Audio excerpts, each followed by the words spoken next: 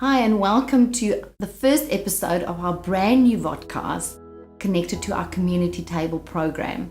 This program is about recovery through connected eating. So what we want to do through this program is create a safe, non-threatening environment for people to come and share a meal with their peers, and also to look at their relationship with food.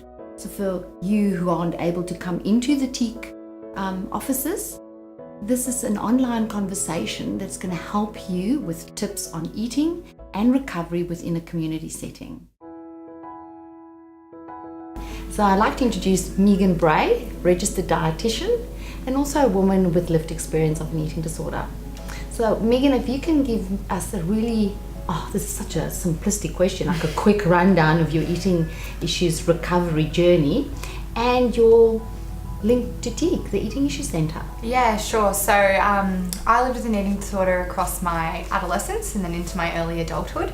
So I grew up on the Sunshine Coast and I lived up there with my family, and I don't know, it all just kind of, it's like I was this kid that was really happy and had really no issues with food.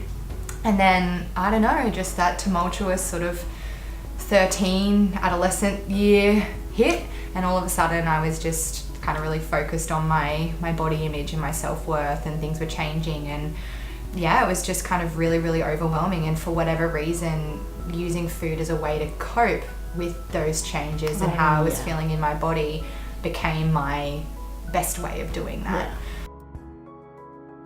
Services weren't great up there at the time, and it wasn't something that was necessarily followed up by the health professionals, but I am super grateful for my mum, who was a nurse and just absolute legend, and she was very, very persistent with my care and my well-being. So she linked me in with some of the standard professionals, like a psychiatrist and a psychologist, but also she was a big one for just, I'm not letting you skip out on life. So I kind of muddled my way through recovery and somehow got there in the end. Like, I think often people ask for what was the moment, what was the thing. For me it was not so much kind of finding something in particular, but really just coming to this place where I was like, you know what, I can't live like this anymore. So on that, Megan, if you, again, I'm asking very simplistic kind of questions, which is not really in line with how complex eating disorders are. If there's 4 challenges around normalized eating in a community environment. One of the big ones for me, and something kind of I continue to empathise with, is just the presence of diet culture. So I had this challenging relationship with food, and I was being asked to eat more, but everywhere I turned, other people had super disordered relationships to food. And here I am being told, you're gonna have to eat whatever nutrient or whatever food, and I'm like, but this person over here doesn't have to. In fact, this person's on TV saying how great they feel without it. So that was one of the real challenges there. Another really, really challenging part was just fear foods more generally.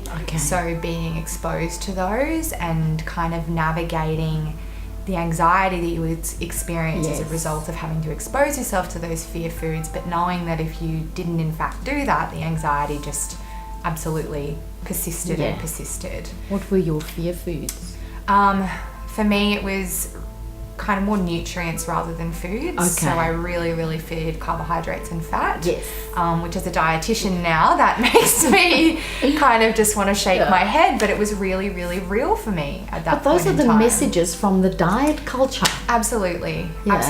So, and that's, I think when you're living with an eating disorder, you need someone there who can understand that carbohydrates aren't going to kill you, but there's something in you that genuinely fears it, and it's really, really anxiety provoking. So that was also, I guess, a challenge as well, was finding those people that you could connect with that really understood, it's about carbs and fat, it's about the food, but it's also actually not about the food at all. And so while the conversation may have initially been about this piece of bread, all of a sudden I was sitting there contemplating my worth as a human being. One that I really faced that was a big challenge was binging. And that's something that even saying it kind of makes me feel shame around having had that experience. And I know that I'm not alone in that. Yeah. So for me, when I was seeking help, one of the big things that I wanted to get rid of was my binging. But I guess I came to realize that the binging itself was a product of restriction. Yes. So for me, I wanted to give up my binging, but I didn't want anyone to take away my restriction. Yes. And so part of my recovery was acknowledging that like these things go hand in hand. So even the restriction, then the binging, and in some cases purging, you know, for me to get rid of those two things that I felt massively shameful about, I actually had to stand in this place of discomfort to remove restriction from my life. Yes. And that was a challenge. So we talked about the challenges. Again, 4 skills. I know it's not limited to 4 skills. And we touched a little bit on the restriction, binge, purge. Can we look at that cycle and maybe tell us a little bit of skills you developed around that cycle? Yeah, so for me it was really important to have some pretty firm non-negotiables around my eating. I need to move through this restriction, so one of the things that I need to do is implement regular eating in some way. And I guess what allowed me to do that was a lot of planning, because the fear of being in the moment with the food was so anxiety provoking. So even if I'd had this really great intention to eat regularly for breakfast, then morning tea, then lunch, kind of by the time I'd been through the stress of having to plan breakfast while I was already worried about eating it was kind of all too much. So there was a lot of kind of pre-planning, having some sense of what that meal would look like prior to the day. And then it meant that kind of the job was to eat it. So by the time you sit down to whatever that food is, you've done a lot of that emotional work while you've been planning. So when you're sitting down, there hopefully is a sense of resolution. Yeah. Look, I've planned this, I'm going to do this, and my goal is now to eat it. Is that the summary of it? Yeah. Absolutely. Yeah. And, you know, it's hard too, because then you've kind of planned to eat it, but then you've got the eating disorder in your head saying, don't, it's too much, you're a pig, or you're gross, or whatever it is. But I guess I was really able to, with practice, draw on the fact that that was a non-negotiable for me. And I knew that if I didn't eat in that moment, then I was setting myself up to binge and purge later on. And the immense shame I felt about that was kind of like powerful enough for me to be like, you know what, I can probably sit with eating this meal at the moment. So we were talking about those thoughts and those judgments that come up when you want to eat. What helped you manage that? Yeah, so I mean, I think for a long time I was often trying to challenge my thoughts. I was sitting there trying to come up with like a reason why they weren't accurate or weren't helpful. One of the biggest things that propelled me forward in my recovery stems from acceptance and commitment therapy. And one of them is just kind of being able to name emotions.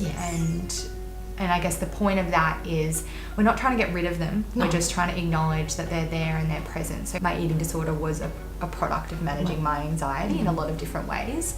So being able to kind of name this thing, and I kind of invited it to be there instead of demonizing it and feeling like it had to be something that I needed to get rid of. So I would kind of use a little cognitive diffusion technique and kind of go, hello anxiety, you know, welcome along, you're here again. Thank you for telling me that this meal is too much, you know, we're going to eat it anyway. And it was I made it into a fun little game that I was able to play in my head. And that was something that kind of really helped me come to terms with that emotion and accept the fact that, look, it probably wasn't going to go away. There's still some things that I need to do in spite of anxiety being present.